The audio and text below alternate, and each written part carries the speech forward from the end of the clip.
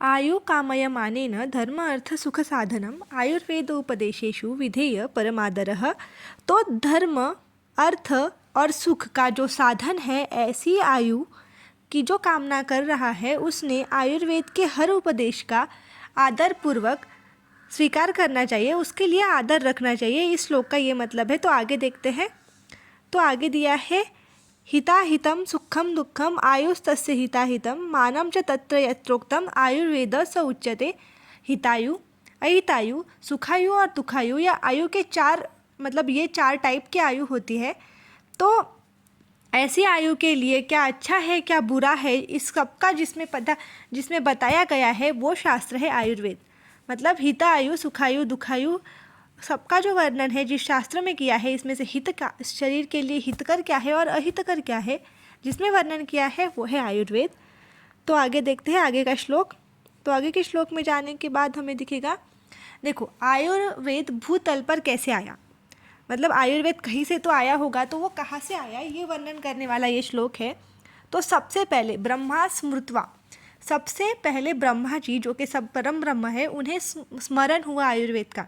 ऐसा नहीं है कि उन्होंने लिखा है, उनको स्मरण हुआ। आयुर्वेद अनादिकाल से वहीं पर था, पर ब्रह्मा जी को उसका स्मरण हुआ। ब्रह्मा स्मृत्वा आयुषो वेदम, फिर आए प्रजापति, प्रजापतिम अजित ग्रहत। तो ब्रह्मा ने सिखाया प्रजापति को। अगर आपको पता नहीं होगा तो ब्रह्मा जी का पुत्र है प्रजापति। तो ब्रह्मा को जब ज्ञान हुआ, उन्होंने याद किया, स्मृति हुई, तो उन्होंने वो सिखाया प्रजापति को। तो प्रजापति से कहा गया वो सो अश्विनो, अश्विन कुमार के पास गया वो। मतलब सबसे पहले आया ब्रह्मा जी के पास, ब्रह्मा जी ने सिखाया प्रजापति को, प्रजापति ने सिखाया अश्विन कुमार को। सहस्त्राक्ष कहते हैं इंद्र को। तो अश्विन कुमार से गया वो इंद्र के पास। तो उसके बाद आया 100 अत्रि पुत्रादि कान्मुनीन, तो वो गया बहुत सारे आत्रादीय महर्षियों के पास। और महर्षियों के पास से आया वो अग्निवेश दिकांस्तेतु पृथक तंत्राणि तेनिरे, फिर वो गया अग्निवेश जैसे बाकी के शिष्यों के पास, और वो आया पृथ्वी तल पर। तो सीक्वेंस क्या है, आपको सीक्वेंस में ये जो है ना, ये याद रखना है। ब्रह्मा से दक्ष प्रजापति, दक्ष प्रजापति से अश्विन कुमार, अश्विन कुमार से इंद्र, इंद्रिय से आश्रय महर्षि, और वहाँ से शिष्यों से आया वो पृथ्वी पर। ठीक है, अब जाते हैं आगे। तो अभी आगे क्या है, तेभ्य अति विप्रकीर्णेभ्यो प्राय तार सरोच्चतयः क्रियते अष्टांग हृदयम न अति संक्षेप विस्तरम। तो ये जो हम इसमें जो अष्टांग हृदय है उसमें आपको पता होगा, तो उसमें अष्टांग हृदय में चरक और सुश्रुत और विविध संहिताओं का कलेक्टेड ज्ञान है। मतलब उसको कलेक्ट करके आचार्य वाग्भट ने उसको कलेक्ट करके अष्टांग हृदय बनाया है। तो क्रियते अष्टांग हृदयम न अति संक्षेप विस्तरम। तो उन्होंने संक्षेप, ज़्यादा विस्तार जो था उन्हें संक्षेप में, मतलब थोड़े से में अपने इस ग्रंथ में दिया है।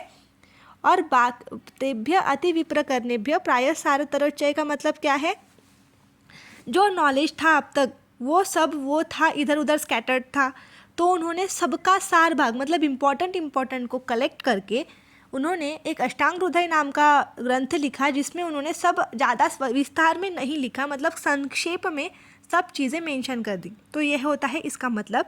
तो बढ़ते हैं अगले श्लोक की ओर। अष्टांग आयुर्वेद।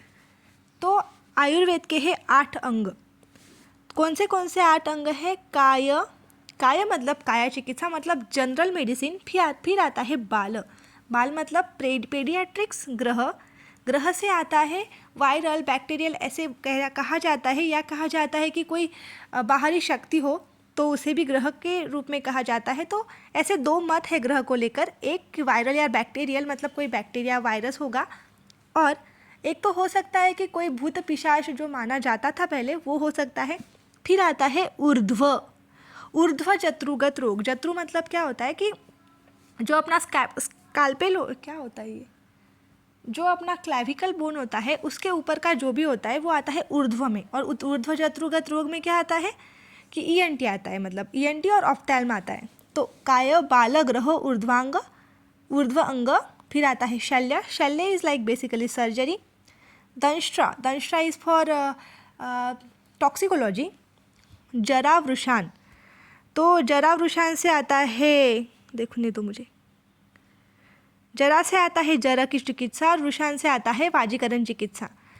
जरा से आता है, जरा से आता है वृद्ध लोगों की चिकित्सा और वृष से आता है वाजीकरण की चिकित्सा। तो ये है पांच तंत्र जो है आयुर्वेद के मुख्य 8 अंग।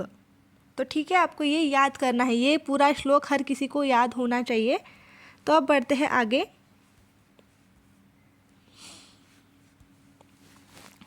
मैं कहना चाहूँगी कि आप पूरा पहला चैप्टर ही याद कर लीजिए।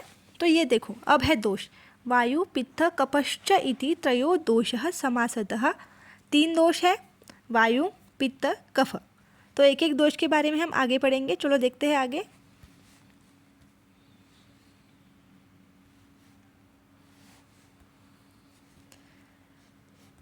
इन द नेक्स्ट श्लोक उन्होंने बताया है विकृता विकृता देहम घंती ते वर्तयन्ति च। 3 दोष है, वात पित्त कफ। विकृत, जब ये दोष कभी कम ज़्यादा हो जाएंगे तो वो विकृत हो जाएंगे और देह का नाश करेंगे। जब वो विकृत हो जाएंगे तो देह का नाश करेंगे, ठीक है। और जब वो अविकृत रहेंगे तब वो देह का धारण करेंगे। विकृत अविकृत देहम घंती ते वर्तयन्ति च, मतलब जब वो विकृत हो जाएंगे, उनका प्रोपोर्शन में नहीं रहेंगे, कम ज़्यादा हो जाएंगे, तब वो देह का नाश करेंगे। और जब वो समस्थान पे रहेंगे तो वो देह का धारण करेंगे। तो बढ़ते हैं आगे। दोष के स्थान, ये बहुत इंपॉर्टेंट है, मैं बोल रही हूँ इसका श्लोक हर कोई लर्न करेगा। ते व्यापिनो अपि ऋण्याभ्यो ऊर्ध्व अधो मध्य संशयः। तो ते मतलब कौन? 3 दोष जो हमने पहले बात करी है। कौन से 3 दोष? वात पित्त कफ। तो सीक्वेंस में याद रखो, वात पित्त कफ। ते मतलब वात पित्त कफ। तो अब आगे व्यापिनो, उन्होंने कहाँ पे शरीर में उनका व्याप है, कहाँ पे वो फैले हुए हैं। तो ते व्यापिनो अपि, तो वो शरीर में कहाँ पे है, मतलब क्रम से। अपि मतलब क्रम से, ते मतलब वो 3 दोष वात पित्त कफ, और व्यापिनो मतलब वो कहाँ पे फैले हुए हैं। अपि मतलब क्रमशः, क्रम से कहाँ पे पहले है। तो सबसे पहला है ते ऋण नाभि, ते से आता है 3 दोष, ठीक है। तो आता है व्यापी, उन्होंने कहाँ पे पूरे शरीर में व्यापा है, पूरे शरीर में कहाँ पे फैले हैं। फिर आता है अपि, अपि मतलब क्रमशः। तो एक एक क्रम देखते हैं। तो हम सेंटर किसे मान रहे हैं? अगर हमें बताना है कि कहीं से दोष फैले हुए हैं तो हमें किसी चीज़ को तो सेंटर मानना पड़ेगा। तो हमने माना है हृदय और नाभि को सेंटर। तो हृदय और नाभि हमारा सेंटर पॉइंट है, वहाँ से हम डिसाइड करेंगे कि वहाँ पे कौन से दोष है। तो हृदय और नाभि के अधोभाग में, अधो मतलब नीचे की ओर। तो हृदय और नाभि के अधोभाग में, मतलब नाभि के नीचे क्या आता है? पैर आता है। तो अधोभाग में आता है वात दोष, ठीक है। अधो, फिर आता है, सीक्वेंस से जाना है, वात पित्त कफ हमने श्लोक में सीक्वेंस से याद रखा। तो हृदय और नाभि के अधोभाग में सबसे पहला दोष कौन सा जाएगा? वात दोष। फिर आता है कौन सा? अधो मध्य, तो इसमें है दूसरा शब्द है मध्य। तो मध्य भाग में कौन सा आएगा? पित्त दोष। सीक्वेंस से जा रहे हैं, वात पित्त कफ सीक्वेंस है। तो हृदय और नाभि के अधोभाग में आया वात दोष, मध्य भाग में आया पित्त दोष, और ऊर्ध्व, जो ये ऊर्ध्व है, ऊर्ध्व भाग में आएगा कफ दोष। तो ये हो गया इस श्लोक का मतलब। ते व्यापिनो अपि हृदय नाभि के अधोभाग, अधो में आता है वात दोष, मध्य में आएगा पित्त दोष, और ऊर्ध्व में आएगा कफ दोष, ठीक है। तो अब चलते हैं आगे। तो अब आगे के श्लोक में दिया है विविध कालानुसार दोष प्राबल्य। तो विविध काल मतलब कौन से काल हुए? पूरा दिन जब हम काल में गृहित धरेंगे तब वो आएगा वयो अहोरात्रि भुक्तानाम ते अंत मध्य दिगाक्रमात्। ते से हमें दिखना है, हमने सबसे पहले क्या देखा था? हमने ते से देखे दोष। तो दोष सीक्वेंस में याद रखो, वात पित्त कफ। आपको पता चल गया ते से आता है दोष, और ते से आपने कौन सा याद रखा? वात पित्त कफ। और दोष क्यों आ रहा है? क्योंकि उन्होंने पिछले वाले श्लोक में उन्होंने 3 दोषों का वर्णन किया है, तो आगे वाले श्लोक में ऑब्वियसली वो दोषों की ही बात कर रहे हैं। तो हम बढ़ते हैं आगे। तो वो क्या बोल रहे हैं देखो, वय मतलब अवस्था। पहले इंसान होता है तो वो सबसे पहले बच्चा होता है, फिर वो यंग हो जाता है और बूढ़ा हो जाता है, ठीक है। ये वय के 3 स्टेजेस है। फिर आता है अहोरात्रि, तो दिवस। तो दिवस के भी 3 स्टेज होते हैं, एक सुबह होती है, मिड होता है और एक शाम होती है, और रात के भी 3 स्टेजेस होते हैं। ठीक है, रात के भी 3 स्टेजेस होते हैं कि एक जब नाइट शुरू होती है और एक बीच नाइट और एक सुबह होने से पहला वाला रात, और फिर आता है भुक्त। भुक्त मतलब खाने के भी 3 स्टेजेस होते हैं। तुमने पहले खाना खाया, फिर खाने के बाद का पहला स्टेज, सेकेंड स्टेज, और मतलब खाने के पहले का, खाने के टाइम का और खाने के बाद का, ऐसे 3 स्टेजेस होते हैं खाने के। तो ये जो है वह अहो मतलब रात्र, दिन मतलब अहो मतलब दिन, रात्रि मतलब रात्र, भुक्तानाम मतलब खाने का टाइम, ते से मतलब सीक्वेंस से वात पित्त कफ, अंत में कौन आएगा? ते अंत मध्यादिगाक्रमात्, अंत में आता है वात। हमें वात पित्त कफ का सीक्वेंस नहीं बदलना है, तो उन्होंने श्लोक में सबसे पहले वात के लिए क्या दिया है? अंत। मतलब वय के अंत में, मतलब मेरे बुढ़ापे में मेरा वात दोष ज़्यादा होगा।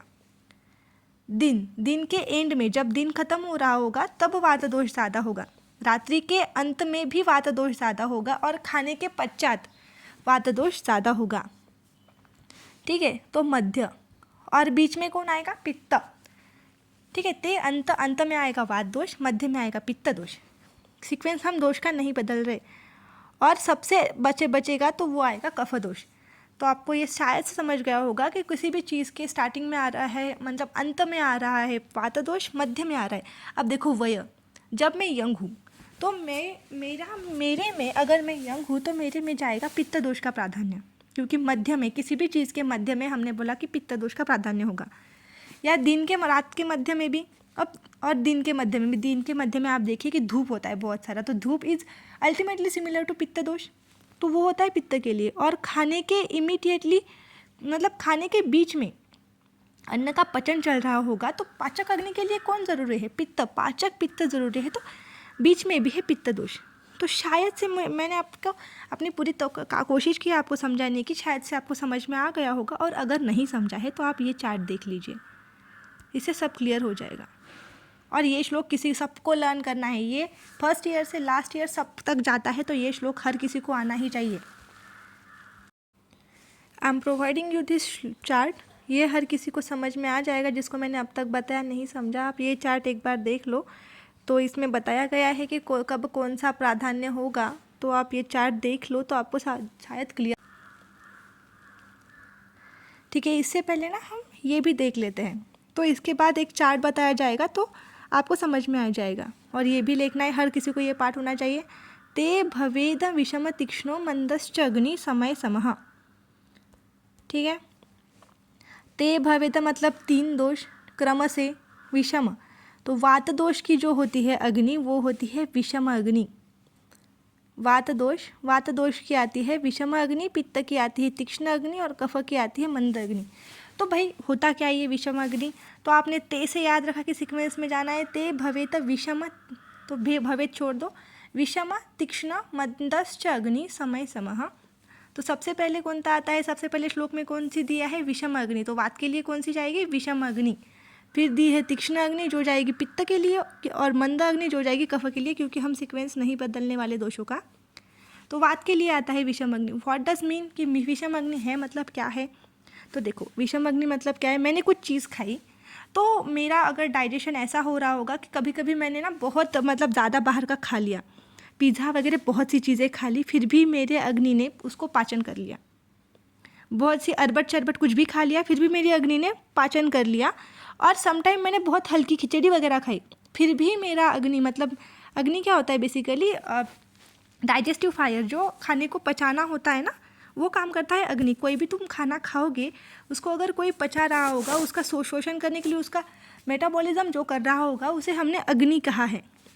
यहाँ पे HCl वैसा कुछ नहीं आता मॉडर्न जैसा, यहाँ पे आता है अग्नि का कंसेप्ट। जो भी तुम खाओगे उसको पकाने का, उनको उसका मेटाबॉलिज्म करने का काम हमारे आयुर्वेद में अग्नि करता है। तो वात के प्राधान्य में आता है विषम अग्नि। विषम अग्नि मतलब क्या? कभी कभी मैंने पिज़्ज़ा वगैरह खाया जो कि बहुत हेवी था, फिर भी मेरा डाइजेशन अच्छे से हुआ। और कभी कभी मैंने साधा दाल खिचड़ी खाया, समझो दाल खिचड़ी खाया, फिर भी मेरा अग्नि इतना ख़राब था कि वो उसको भी पचा नहीं पाया। मतलब कभी कभी वो इतना अच्छे से काम कर रहा है कि सब कुछ भी खाओ, और कभी कभी इतना ख़राब काम कर रहा है कि थोड़ा सा भी खाओ तो नहीं पच रहा, तो वो आता है विषम अग्नि के अंदर। तो आता है पित्त का अग्नि। पित्त का अग्नि होता है तीक्ष्ण। मतलब तीक्ष्ण मतलब क्या? तीक्ष्ण मतलब बहुत ज़्यादा अग्नि, कि मैं कुछ भी खा रहा हूँ, मैं कुछ भी खा रहा हूँ, मेरा अग्नि उसे एक्सेप्ट कर रहा है, किसी उस चीज़ को मेटाबोलाइज कर रहा है। मैं कुछ भी खा रहा हूँ, कभी मैं बहुत ज़्यादा खा रहा हूँ, कितना भी खा रहा हूँ, कितना भी खा रहा हूँ, खाते ही जा रहा हूँ, मेरा अग्नि है तीक्ष्ण, वो उसे मेटाबोलाइज कर रहा है। इसलिए तो मैं खा रहा हूँ पर मोटा नहीं हो रहा हूँ। कुछ लोग होते हैं देखो, थोड़ा सा खाते हैं मोटे हो जाते हैं, और कुछ लोग कितना भी खाए मोटे ही नहीं होते। तो ये आते हैं पित्त दोष के। वो कितना भी खाए, उतना उनका अग्नि इतना तेज़ है कि वो हर चीज़ मेटाबोलाइज कर ले रहा है, तो वो होता है तीक्ष्ण अग्नि। और फिर आता है मंद अग्नि, जो आता है कफ की वजह से। मंद मतलब कैसा? देखो, मैंने इतना सा खाया, मैंने सुबह से कुछ नहीं खाया, थोड़ा सा खाया, आधी रोटी खाई, मेरा पेट फुल, जा ही नहीं रहा है मुझे आगे, क्योंकि मेरा जो मेटाबॉलिक पावर है मंद है, कम है, मेरी मेटाबॉलिक पावर कम है, मंद है। तो मैंने इतना सा खाया, मेरा पेट फुल, मुझे जा नहीं रहा है, तो वो आता है कफ दोष की वजह से। तो आगे जाते हैं।